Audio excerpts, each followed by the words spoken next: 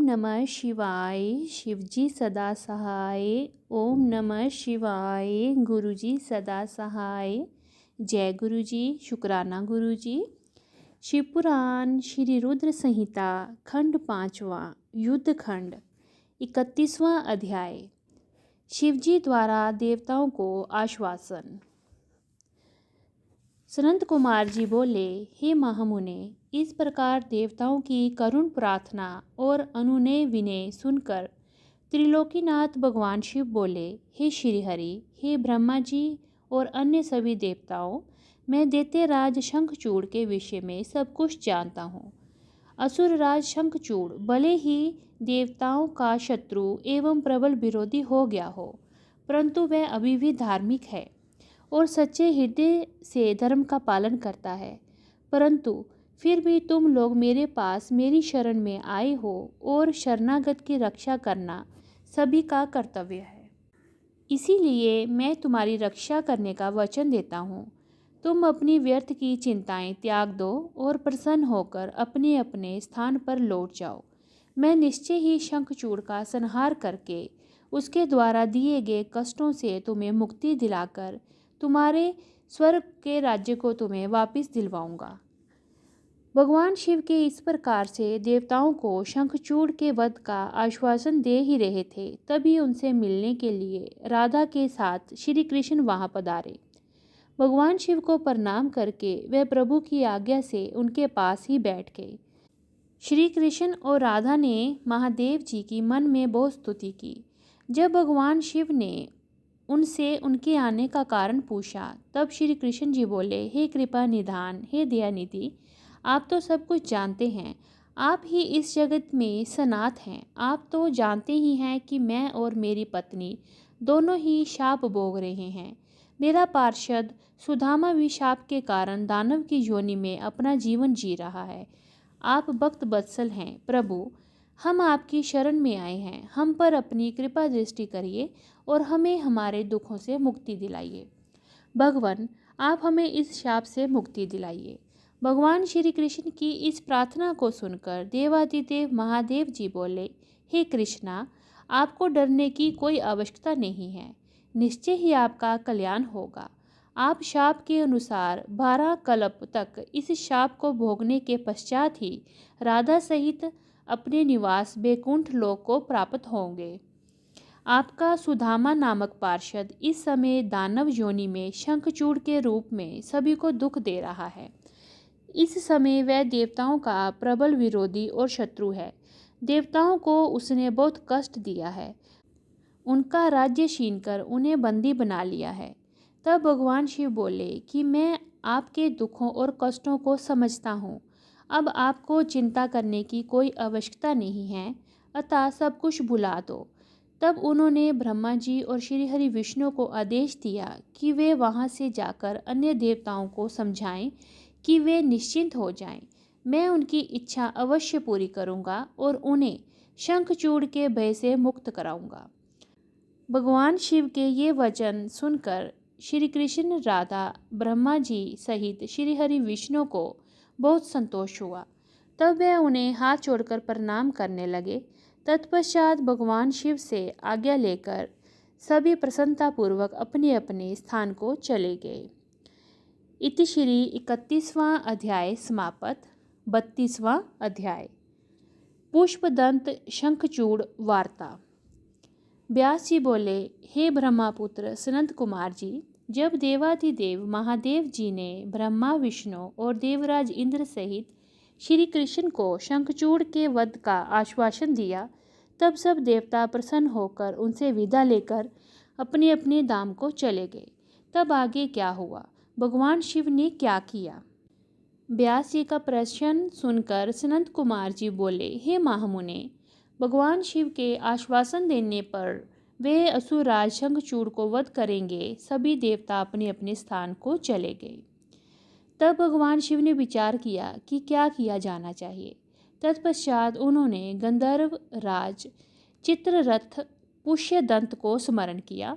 स्मरण करते ही पुष्पदंत तुरंत वहां शिवजी के सामने उपस्थित हो गए। पुष्पदंत ने हाथ जोड़कर महादेव जी को प्रणाम किया और उनकी स्तुति की। तत्पश्चात पुष्पदंत हाथ जोड़कर बोले, हे देवादिदेव, कृपा निधान, करुणा निधान, मेरे लिए क्या आज्ञा है? मैं आपकी आज्ञा शिरोधार्य कर उसे यथाशीघ्र ही पूरा करूँगा। ये सुनकर भगवान शिव ने पुष्पदंत को अपना दूत बनाकर शंखचूड़ के पास भेजा। अपने आराध्य भगवान शिव की आज्ञा पाकर पुष्पदंत तुरंत ही वहां से असुरराज शंखचूड़ के नगर की ओर चल दिया। पुष्पदंत शंखचूड़ के नगर पहुंचकर उनसे मिला और बोला, हे असुरराज, मैं त्रिलोकीनाथ भगवान शिव का दूत बनकर उनका संदेश लेकर आपके पास आया हूँ। उन्होंने कहा है कि आप यथाशीघ्र देवताओं को उनका राज्य वापस सौंप दें, अन्यथा भगवान शिव के साथ युद्ध करें। युद्ध में उनके हाथों आपका वध निश्चित है। मैंने भगवान शिव के सभी वचन आपसे कह दिए हैं। आप जो संदेश उन्हें देना चाहते हैं मुझे बता दें, मैं आपका संदेश भगवान शिव तक पहुंचा दूंगा। पुष्पदंत नामक दूत की बातें सुनकर असुरराज शंखचूड़ बोला, हे मूर्ख दूत, क्या तुम मुझे बेवकूफ़ समझते हो? जाकर अपने स्वामी से कह दो कि मैं देवताओं को उनका राज्य वापस नहीं दूंगा। मैं वीर हूँ, युद्ध से नहीं डरता। अब शिव और मेरा सामना युद्ध भूमि में ही होगा। असुरराज शंखचूड़ के ऐसे वचन सुनकर पुष्पदंत मन ही मन क्रोध की सारी सीमाएं पार कर गया, परंतु अपने स्वामी की आज्ञा के बिना वह कुछ नहीं करना चाहता था, इसीलिए चुपचाप वापस शिवजी के पास लौट गया। इति श्री 32वां अध्याय समाप्त। 33वां अध्याय, भगवान शिव की युद्ध यात्रा। ब्रह्मपुत्र सनंत कुमार जी बोले, हे महर्षि, जब भगवान शिव का पुष्पदंत नामक दूत शंखचूड़ की नगरी से वापिस आया तो उसने कैलाश पर्वत पर पहुंचकर भगवान शिव को असुरराज शंखचूड़ द्वारा कही हुई सारी बातें बता दी। तब दूत के इन वचनों को सुनकर भगवान शिव को बहुत क्रोध आया। भगवान शिव ने अपने वीर साहसी गणों और अपने दोनों पुत्र कार्तिकेय और गणेश को बुलाया। उन्होंने भद्रकाली सहित अपनी पूरी गण सेना को युद्ध के लिए तैयार होने की आज्ञा प्रदान की। भगवान शिव की आज्ञा के अनुसार उनके वीर गणों और पुत्रों ने युद्ध की सभी तैयारियां अति शीघ्र पूरी की और आकर इस बात से भगवान शिव को अवगत करवाया। तब त्रिलोकीनाथ भगवान शिव ने अपनी देव सेना और गणों के साथ दैत्यराज शंखचूड़ की नगरी की ओर प्रस्थान किया। पूरी देव सेना प्रसन्न मन से भगवान शिव की जय जयकार करती हुई आगे बढ़ रही थी। उनके प्रिय पुत्र गणेश और कार्तिकेय सेना के अधिपति के रूप में अपनी सेना का नेतृत्व कर रहे थे। भगवान शिव की सेना में 8 भैरव, 8 वसु, 11 रुद्र और 12 सूर्य भी सम्मिलित थे। अग्नि, चंद्रमा, विश्वकर्मा, अश्विनी कुमार, कुबेर, यम, नैऋत्री, नल कुबेर, वायु, वरुण, बुध और मांगलिक ग्रह नक्षत्र भी भगवान शिव की सेना की शोभा बढ़ा रहे थे। उनकी सेना में देवी भद्रकाली, जिनकी 100 भुजाएं थीं, अपने पार्षदों के साथ युद्ध भूमि की ओर प्रस्थान कर रही थी। भद्रकाली देवी की जीभ 1 योजन लंबी और चलायमान थी। उनके हाथों में शंख, चक्र, गदा, पद्म, खड्ग, चरम, धनुष, बाण आदि अनेकों वस्तुएं थीं। भद्रकाली देवी के एक हाथ में 1 योजन का गोल खप्पर, एक में आकाश को स्पर्श करने वाला लंबा त्रिशूल तथा अनेक शक्तियां विद्यमान थीं। देवी भद्रकाली का अनुसरण करते हुए उनके साथ 3 करोड़ योगिनी, 3 करोड़ डाकिनियां भी थीं, जो अपनी सेना को साथ लेकर शंखचूड़ की असुर सेना को मजा चखाने के लिए पूरे जोरों शोरों से चल रही थीं।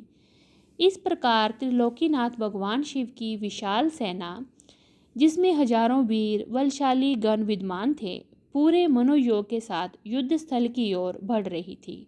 तब भगवान शिव ने अपनी सेना को एक वट वृक्ष के नीचे कुछ देर विश्राम करने के लिए कहा और स्वयं भी उसी वट वृक्ष के नीचे आसन लगाकर बैठ गए। इति श्री 33वां अध्याय समाप्त। ओम नमः शिवाय, शिवजी सदा सहाय। ओम नमः शिवाय, गुरुजी सदा सहाय। जय गुरु जी, शुक्राना गुरु जी।